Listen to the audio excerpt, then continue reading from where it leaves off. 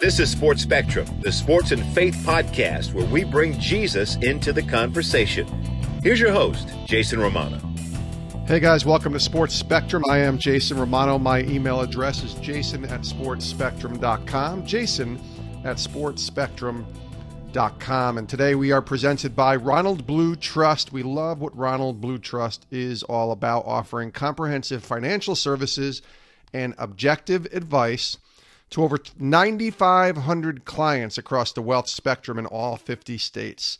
They do such great work, and this is a great chance for you to figure out what your financial needs are. And if you have questions, man, consider Ronald Blue Trust. They might have the answers for you. Check them out at ronblue.com, ronblue.com. Today on the podcast, we welcome Todd Durkin to the show. He is a world-class performance coach. And we'll get to the heart of what exactly a performance coach is. But in many ways, he's a trainer. He's also an author. And his new book is called Get Your Mind Right, 10 Keys to Unlock Your Potential and Ignite Your Success. It released in June of 2020. We're going to talk about that book.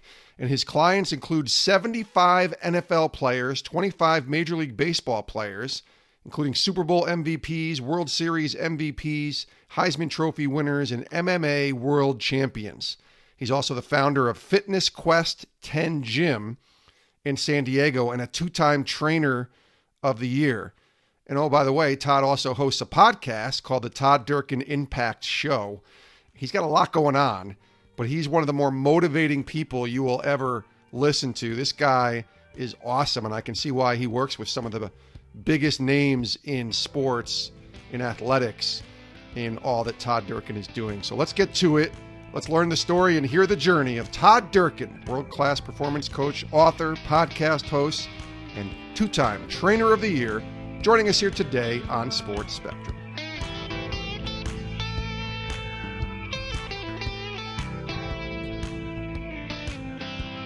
World-class performance coach. What a great title, Todd. Welcome to the show, man. Thanks, Jason. Great to be here. Absolutely. Good to see you. Good to talk to you. Glad you're joining us here on the show today. Two-time trainer of the year, and you got this new book, Get Your Mind Right, 10 Keys to Unlock Your Potential and Ignite Your Success. It released in June of 2020. Tell me about the book, man. You must be excited to be able to have to call yourself an author now, right? Yeah, I'm fired up. You know, someone said, is it a good time for a book to be coming out in the midst of a pandemic? I said, no, actually, it's not a good time unless it's called Get Your Mind Right. It's perfect timing in the sense of right now, the world, it's been brought to its knees. And I'm real, honored and humbled the fact that what's in Get Your Mind Right is all about the principles of what it takes to overcome obstacles and to overcome fear, and how fear can actually paralyze us in all that we do, both physically, mentally, spiritually, and how we use fear to propel our lives and our careers to another level. So, fear is right now is a huge aspect of our society and our culture. So it just so happens that the book, and I obviously wrote the book before the pandemic, there's a lot of principles that relate to how the heck do you get through this thing and come out, on the other side looking good.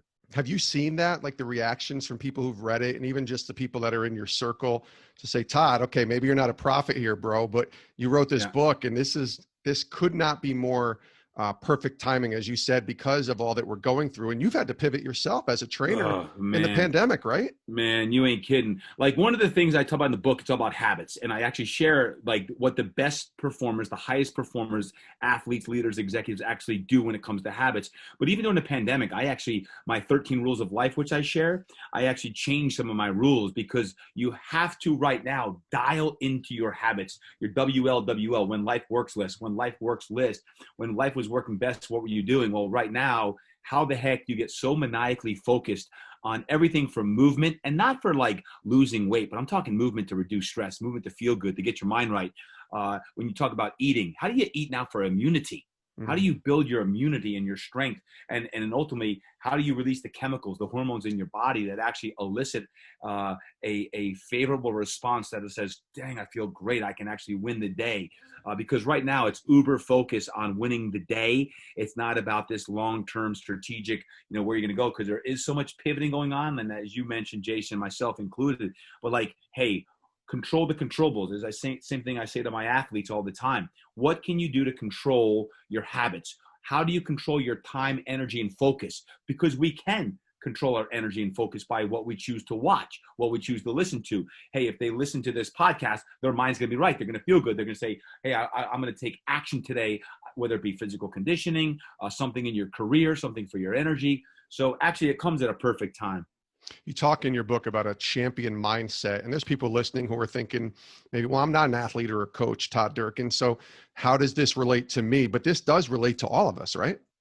Yeah, I actually did not write this book for athletes or for trainers or coaches. I actually wrote it for the clients I work with every day, who are the weekend warriors, the fitness enthusiasts, the moms and the dads who are crazy busy and are just trying to survive and thrive. And what I did in that is I shared, like, when it comes to time and allocating energy, how the heck do you carve out an extra 30 minutes of your day to move your body? And when it comes to peak productivity for your own career, how is it that you can focus on doing what is most necessary? And I actually have systems, ones that I've used for over a dozen years, and I share the systems that I use personally that have allowed me to write another book, that have allowed me to create a podcast, like things like, Jason, we're all busy, but how do you allocate the time and energy, the energy needed to do your best work? And I call that, when it comes to your prolific outputs, how do you allocate your energy and time to do your most prolific work so that it's going to ultimately impact the world?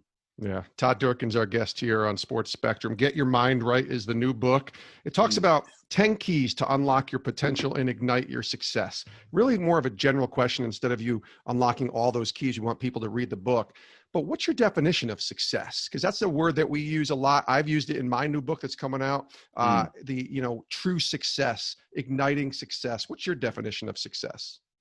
Well, it's a great question. And here's how I'll share that, because I do get personal in the book, and it is a book also about faith, because I am a man of faith. Yes. And when it comes to success, we often think of success as what the outside world deems unto you. Oh, he's a successful coach or trainer because he's the two-time this and that. That doesn't make me a success. The only thing that makes me a success is the end of my life, when I'm walking through the pearly gates and God looks at me and says, did you fulfill your potential and tap into the gifts that you've been given so that you ultimately live the life we're telling a story about? Yeah. To me, that's called significance. So I talk about in the book about chasing significance and not success. Because success, again, is fleeting. All of the things that we do are fleeting. So to me, success is when one can really tap into their own potential and live a purpose, a divine purpose, that as long as you're glorifying God in all that you do, you can control that relationship, and you can control the things that are, as I say, tap into your whispers. As you tap into the whispers and you're obedient to that. So I know that's probably not the answer you were looking for, but for me, success is not something that the world is going to deem me or anyone successful. It's only that voice inside of you that says, here's what you're made of. These are the gifts inside of you that you need to tap into. And that, by the way, you've got to overcome fear. You've got to overcome the challenges, and there's risks that you have to do, because sometimes it involves change, and change isn't easy. So for me, success is really seeking significance, and that's based on one's divine purpose. Let me go back a little bit with you. You said you're a man of faith. This is a sports intersecting with faith podcast and show that we do. Can you share a little bit about that faith, where it kind of took shape for you, where it began? Yeah. Probably like most people listening in, Jason, it actually started through a lot of tumultuous times and difficulties. For me, my faith deepened when I was 20 years old. I was at the College of William & Mary as a quarterback, and I was at a Friday night chapel, and hearing Freddie Mitchell was his name. I still remember it like yesterday. And he said, yeah, many of you are, quote, religious, but you don't have a relationship with Jesus. And it was the first time I talked about, because I grew up Catholic, and I grew up, the youngest of 8 kids, and we were poor, and mom and dad were divorced. And I went to church all the time, but when he said that relationship versus religion, it struck a chord. Interesting enough, I accepted Jesus that day, but it was just a few months later that my father, my best friend and my biggest cheerleader, my mentor, actually had a massive heart attack, and he passed away. And I questioned my faith big time. that would be the one guy I did not want taken out of my life, the one person taken out of my life. And all of a sudden now my dad, I'm 20 years old. And I think sometimes by questioning your faith and doing a lot of soul searching, you actually discover a lot. And I found that from that time on, it's been on this constant seeking God, and am I fulfilling my potential? Because I wrote this book actually right after my partial knee replacement 2 years ago. I was on my recovery bed, and I said, you know what? It's again a dark time for me, trying to say like, hey, at 48 years old, can I overcome this? Because as a coach and as a trainer, as someone who really emphasizes good health and getting your mind right, here I am sitting in a lazy boy chair with, ice machines on my legs, saying this is going to be another defining moment in my life. And what it did is I tapped into it. And in chapter 9, actually, I talk about tap into your whispers. It's the hardest chapter I wrote, because tapping into your whispers, that's the relationship part. And I found that in my 20s and 30s, I was doing a lot of quote praying, asking God of hey God, please bless my family, bless my business and this and that. And it wasn't a lot of listening. And I found that listening and really tapping and getting my journal out and journaling my thoughts and what I'm hearing is that God often speaks in whispers, not shouts. And when you can tap into those whispers, that to me is when you get the most profound change. If you have the courage to actually make the changes or to do what God is asking you to do. But a lot of times in a world that's often shouting at us, and with social media and all the things that we love to do, the glory is found in the quiet time, in the prayer time. And for me, I share my early morning routine, because for me, the early morning routine is that's the holy hour. That's the time before the sun comes up where, man, this is where we got to go deep. This is where we got to tap into what, most people aren't willing to do, is get up and actually get that quiet time. It's just go, go, go, go, go. And to me, that morning routine is essential. So that's how my faith deepened. And it's like any one of us. It's an everyday thing. It's hard as heck, but it's a discipline to say, even if I spend 5 minutes doing this, I'm going to be a better man, better husband, better father today. How long did it take for you to kind of understand that you wanted to run to God, if you will, as opposed to running away from him after you lost your father? Months. Yeah. Months. I mean, Jason, I think everyone listening in, obviously everyone's been through adversity. But here I was competing for a starting football job for my dream to eventually, hopefully, play in the NFL someday. And I got my helmet on. I'm crying. I could care less about football. And from the age of 5 to 20, that's all I wanted to do. And next thing I know, nothing mattered, because everything changed. And I'm questioning God, how could you do this? And how could you take him from me?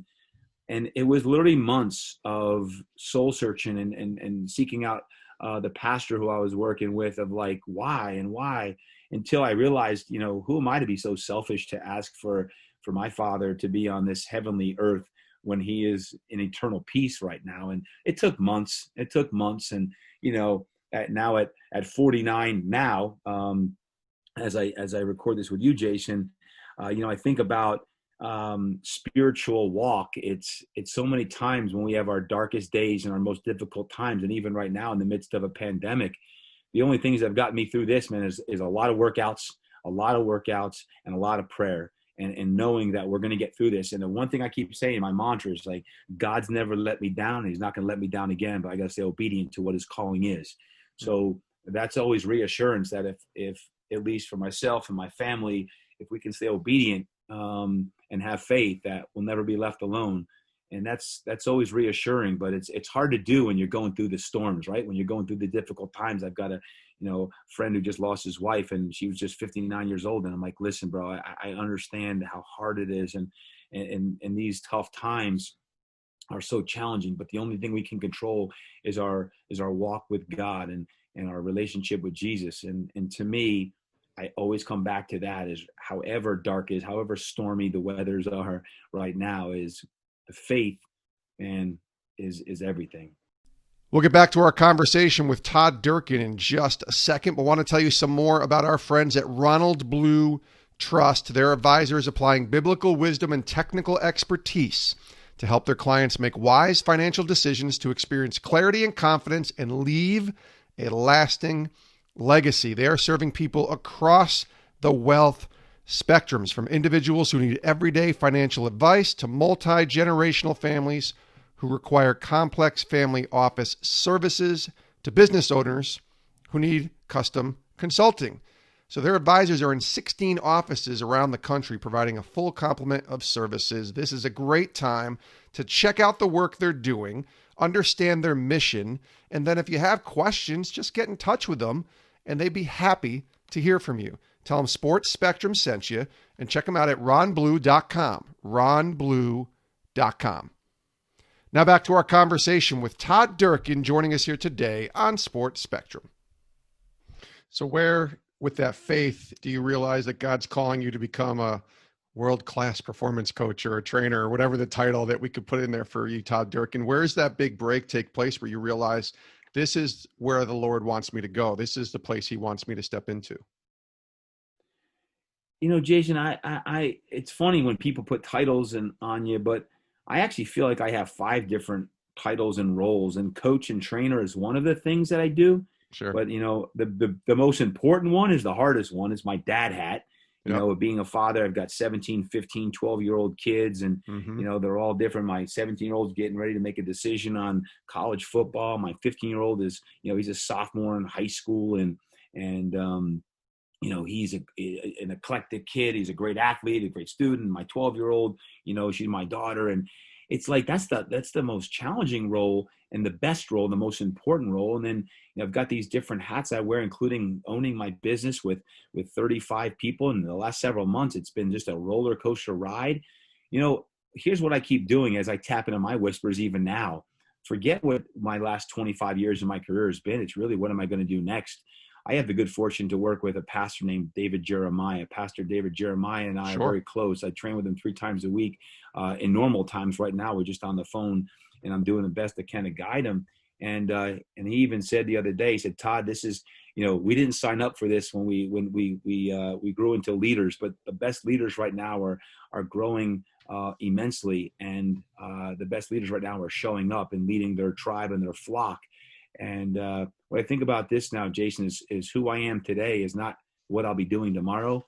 I'm constantly seeking what is God asking me to do. And as I evolve, I don't want to keep doing this 25 years exactly as I'm doing it. I want to grow, because who I am today is not who I was last year or 5 years or 25 years. I may keep using vehicles like podcasts to deliver my message. But as I grow as a man, as a leader, as a coach, as a trainer, as wisdom grows, I want to continue to evolve and impact even more people and go beyond just, you know, the people who I influence. Heck, that's why I wrote the book. I didn't write the book for trainers and coaches and athletes because I work with a lot of them. I actually wrote the book in a very simplistic fashion so that I could reach new people and impact new people, that I say, you know what, the world needs more light right now. The world needs more lighthouses right now. And I want to be that. I think the people, Jason, in your tribe, that's what you represent as a lighthouse. That's what your show represents, is like you're putting great positivity and light out there and giving people hope and motivation. And to me, I want to continue to evolve in that. So it's a great question. But I think for me, who I am today is not who I'll be next year. And that excites me. Like, I want to keep growing. Got that, you know, that growth mindset, like everyone that's listening in right now. So that's how I would say I'm evolving today. So where's the moment though where you realize, because you train, you know, Heisman Trophy winners, Super Bowl MVPs, World Series MVPs. Drew Brees wrote the foreword to your book, obviously one of the great quarterbacks of all time. So where's the moment when you're realizing, oh, this impact is, you know, but God is allowing me to have this impact with some people that are pretty well known. And that impact, it's funny because I hate that word, because we can have an impact right where we are. I like to say we can bloom where we're planted, wherever God has us. But still, there's a moment for me when I'm working at ESPN and I'm looking around, I'm like, all right, these are the guys I watched on TV as a kid that now I'm producing shows with. Is there a moment for you when you realize, oh my gosh, look what you've allowed me to do, God, where I'm working with these players, these NFL players, these Major League Baseball players, these guys that I either aspired to be like or watched as a kid as well? Yeah, that's an interesting and deep question, because for me, I think it all started when I worked. My first athlete, his name was LaDainian Tomlinson, LT. You probably remember him, LT with the Chargers. He was my first guy. And man, I was so nervous working with him. It was like 2003. And then 6 months later, he brought in Drew Brees. And I've been working with Drew for 18 years now. Yeah. And I literally just got off the field before this interview. I was with Drew and Chase Daniel. And one of the guys out there with me is my good friend Tom House. Tom's a throwing coach. Sure. And Tom says to me, he said, Todd, how long have we known each other? I said, 20 years. He said, the best thing about you is you haven't changed in your authenticity at all. And I actually stopped because I never really heard that. Like, well, I think I've changed a lot in 20 years, but the one thing I think that hasn't is the humility, because, you know, I'm always like feeling fortunate to work with not only Drew Brees and Chase and all these great athletes, but honestly, since the day I started my business in year 2000, I'll put Donna Dickinson and Kathleen Carter-Pease and my 70-year-old athletes and clients right along with them any single day. Because I don't value a pro athlete's life more than I would a kid who's training to get better, or a kid who's depressed and needs hope. And a mom or dad says, you know what? She's in a dark place. You need to get him out or get her out. Like, I actually savor that opportunity to inspire someone. So when it comes to that kind of evolution of working with that, sometimes I just stop and give gratitude to God that I actually am in the position that I can influence people, not only at like the pro athlete level, but the everyday fitness enthusiast who listening to a podcast like this, or, you know, my podcast or the book, like they read something, they come across you, Jason, and they're like, you know what, I'm going to follow Jason Romano. Next thing I know, you know, you're changing someone's life. And that's the beautiful thing about podcasts and books and things, is like, how do we impact more people? So to me, I've been blessed to work with some great athletes and you know, leaders and executives and that. But I got to be honest, like, some of my greatest success stories, you would never know their names. It's people I have a woman right now who's lost close to 60 pounds in the last 3 months during the pandemic. Wow. She committed and said, Todd, I'm committing. I'm all in. I'm changing my lifestyle, not just my exercise and nutrition. And she went all in. Now, imagine losing 60 pounds in the midst of the most challenging time in our world's history. And that's what this woman did. And I feel blessed that I can do what I do. And people always say, what's your title? I guess the really thing is, I'm not like a trainer coach. I just call myself a life transformer. Sometimes it deals with physical conditioning. Sometimes it has nothing to do with physical conditioning, because people like athletes are fit and their life isn't in disarray in the physical side, but their spiritual walk is all over and they're doing stuff they shouldn't be doing. So for me, as an accountability coach, as a life transformer, how can I show up and be, you know, as the iron sharpens iron Proverbs always talks about, in 27:17, it's like, hey, how can I be the iron that someone else needs me to be? And who can I hang out with that's going to iron me up?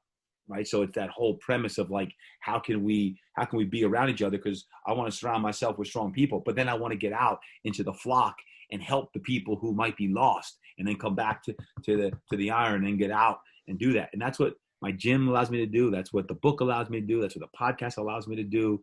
And, it's always coming back to the source, to the sanctuary, to my relationship with Jesus, my talk with God, of like, how can I serve? Right now, it's this: worry less, serve more. Worry less, serve more. Those are my mantras right now. I've gotten that last 3 months. Worry less, serve more. I think the greatest leader is Jesus, and his mantra, if you think about it, I think it's Matthew 20:28, and this is part of my new book too on leadership, is the Son of Man did not come to be served, but to serve and give his life as a ransom for many. I see you open up your book there. Well, because you just asked a great question, Jason. When you talk about Jesus, the greatest leader, It's funny you have that in your book. I can't wait to read it. Mine says, page 213, what would Jesus do? What would Jesus do if he was in this situation? How would Jesus coach this athlete? How would Jesus be a teacher? How would Jesus in this talk motivate someone, bring them together and not ostracize them? How would Jesus be like as a parent? How would Jesus handle a difficult leadership challenge? If Jesus was an athlete, what would he look like? Or what would she look like? If Jesus was my training partner, who would he or she be like? So when you're like, I always ask myself that question, what would Jesus do in the situation? What would leadership right now is hard. Like this roller coaster ride that all of us are on, it's so difficult. What would Jesus do? Like when he's on the storm, he's on the sea during a storm, how do you lead? Right? And I'm always like, what would Jesus do? And we're not perfect, as we know, as humans, but what would Jesus do? It's a great question that as soon as you said that, Jason, I was like, duh, that's exactly what I have. That's exactly a great point.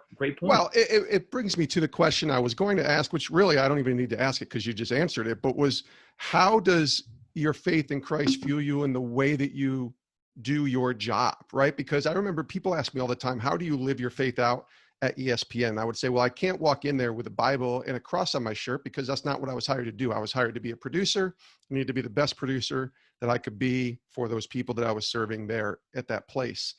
But it still was everything. It was what fueled me. It was how once I figured this out, it took me about 10 years to do that, but it's who I was as a follower of Christ that fueled me into going to do the best job I could. I have to imagine it's the same way with the way you go about your job. It absolutely is. It's everything about your actions. I once heard this: the best thing that you can do for your kids is let them see how you treat their mother. Yeah. So how I treat my wife, doesn't matter what I say. It's my kids are watching me how I treat my wife. As far as my clients, my athletes, the way, if I'm doing a talk or something like that, the best thing that I can do is how I lead and how I show up, and everything about, the way you do one thing is the way you do everything. It's the language I use. It's what you say. It's when things go wrong. That's what people are watching when things go wrong, not when they go right. And anyone could be, do the right thing when things are smooth. But, again, comes back to leadership for me. It's how you do something. It's how you react against adversity and challenge and overcoming obstacles and fear, all of these things. And it's not easy, but how do you slow down? This is another thing I tell my athletes. The good athletes can speed a game up, and the great athletes can slow a game down. Yeah. How do you slow the game of life down? Mm-hmm. Like if you got anxiety or panic or stress going on, most of us do. How can you slow everything down? Meditation, visualization, breath work, prayer, journaling. These are some of the best practices I share in the book. Like, you've got to slow the game of life down right now because it's speeding up. And your practices like watching the news, not a good idea, right? Like to consume all the garbage that's coming into your body, output versus input. So in your best practices for me, what I'm always talking about right now is the breath work, quieting the inside down, the prayer, quiet the inside down, because the great players, the great people can slow the inside down while the outside is chaotic, crazy, and busy. I love it. Get Your Mind Right is the name of the book, 10 Keys to Unlock Your Potential and Ignite Your Success. Todd Durkin is our guest here today on Sports Spectrum. Congrats on the book, man. I know it's not easy to write one, and that's awesome that you did. And I know it's going to help a lot of people. Keep up all the great work you're doing with everyone that you're inspiring, including myself. And thanks for being here on the show today. I'm honored. Thank you so much, Jason. And many thanks to Todd Durkin for joining us here today on Sports Spectrum. Again, check out his new book. It's called Get Your Mind Right, 10 Keys to Unlock Your Potential and Ignite Your Success by Todd Durkin. The foreword's by Drew Brees, and it is out now everywhere books are sold. Go get it. Get Your Mind Right with Todd Durkin. And check out his podcast as well, the Todd Durkin Impact Show. He's got a lot of great guests, some of which have actually been on this podcast. So definitely check out Todd's show, Todd Durkin Impact Show, in his podcast, everywhere podcasts are found. Thanks to Todd, and thanks to our sponsors today, Ronald Blue Trust. Check them out at ronblue.com for all your financial services and needs and questions. You can contact them right there at their website, ronblue.com. We also want to direct you to our website, sportspectrum.com. That's the home base for all of our content here at the Ministry of Sports Spectrum. We got daily devotionals, articles each and every day on the intersection of sports with faith in Jesus Christ. And then, of course, every podcast can be found there as well on our website, sportspectrum.com. And speaking of podcasts, if you listen to this podcast on Apple Podcast, do us a favor, click that subscribe button so that you never miss an episode of the podcast. And then when you get a second, go leave a review if you could on Apple Podcasts app. It really helps get the word out as we continue to grow. We had our largest month of listening and downloads for the podcast, both in May and in June, almost 200,000 downloads of the podcast in May and June of 2020. And God's been doing some really cool things. And we're just excited to see where he's going to continue to take this podcast. So if you could, do us a favor, leave a review, click that subscribe button, and tell a friend about the Sports Spectrum podcast. My name is Jason Romano. Thank you again for tuning into today's show, and we'll see you next time right here on the Sports Spectrum podcast. Please do have a great rest of your day.